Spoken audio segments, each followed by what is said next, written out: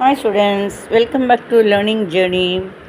இப்போ வந்துட்டு them, THEM, them அப்படின்னா அவர்களை, அவர்களுக்கு.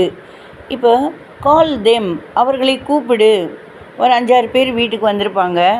அவங்க வந்துட்டு வெளியே போகிறாங்க. ஒரு 5-6 பேரும் செல்ஃபோனை நம்ம வீட்டில் மறந்து வச்சுட்டு போயிட்டாங்க. அவங்கள கூப்பிடு, அவங்களுக்கு கூப்பிடு. கால் தெம், கால் தெம், அவர்களை கூப்பிடு. தெம், THEM, தெம்னா அவர்களை.